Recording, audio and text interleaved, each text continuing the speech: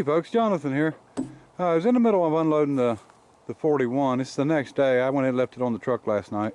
It's a good thing to when you got other trucks, but unloading it, and I finally got the hood open up good. I took and sprayed the hinges real good with PB Blaster and worked it a little bit, but well, I haven't got it opened all the way, but I've got it open a good ways.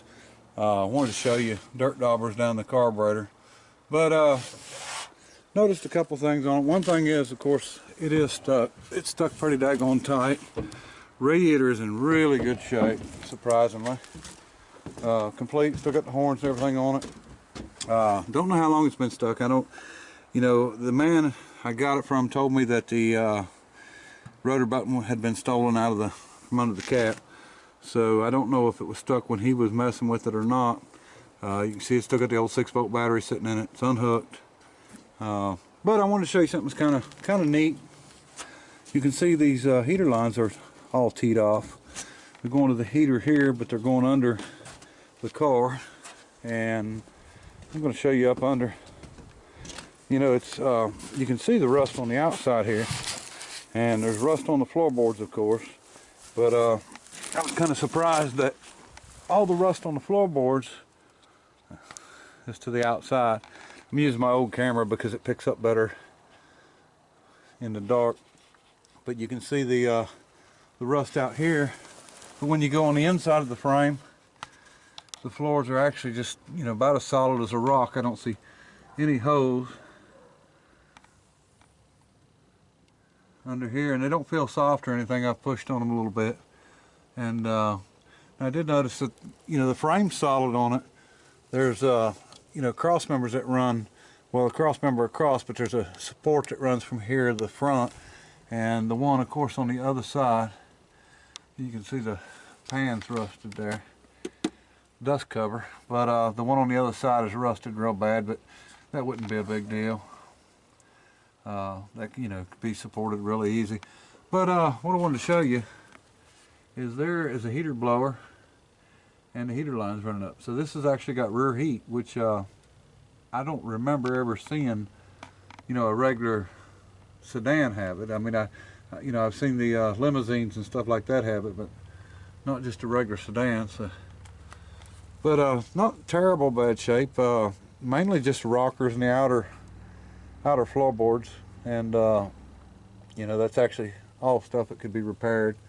And especially, you know, if you're just gonna throw it together as a driver, just something to play with. But and it's a 3-speed transmission, and I think I've come to the conclusion this is a 216. I'm pretty sure that's what it is. And anyway, we're going to pull the spark plugs out and go ahead and fill it full of something and see how it does. I'm not sure on this one whether I'm going to be able to get the title for it, but I think I'm going to maybe do some bonds on a couple of cars, and this one might be worth it. I'd love to see somebody get it that, you know, just wants to throw it together and make it a what I call rat rod and others call something else, but you know, just something to throw together to drive. And anyway, I wanted to show you that heater and let everybody know it was it is stuck. And old tires, US Royal. So I don't know how long this one's been sitting. You know, if I was to guess, I'd say 40 years, 50 years, I wouldn't be surprised. But anyway, I did think that was neat on the double heater, the rear heat. And I didn't see anywhere in the inside where the heater worked, unless it's under the front seat there. I'll have to check that out a little more. This looks like an extra distributor and extra cap, but there's no rotor button there. So somebody must have really liked rotor buttons. And, see if there's any snakes up under here. Can't see too well. Couldn't find any papers in it. You know, it's nice sometimes to find a registration or anything like that that would possibly tell whose it was. And I'll have to get serial number and probably find somebody to run it for me. You know, they take these out of the system up in Raleigh, which is our capital. And I just noticed something else. I wonder if that's not original. A Mopar Deluxe heater. Huh. But damn. Anyway, they take these things out of the system, so if you, or they used to, so if you knew an officer, if you went down to the DMV, a lot of times you couldn't get the information. You could only get it through Raleigh, but I think now that they went to the computers, you know, things have changed a little bit. And that does look like it might be a, it does look like it might be a different heater, I don't know.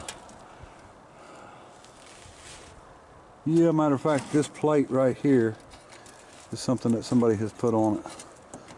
So, this has definitely been swapped. Somebody's changed the heater out on it.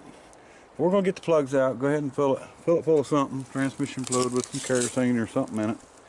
And we'll let it go from there. Safe mark. I've actually ran into some old golf tires and stuff. That was a BF Good wrench.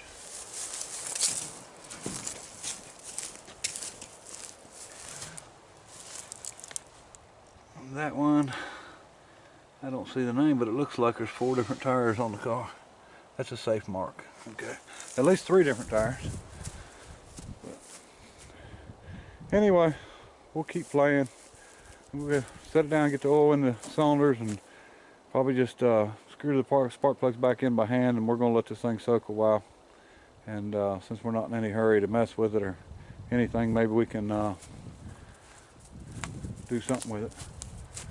And there's a 73 Trans Am 455 Y code 4-speed car.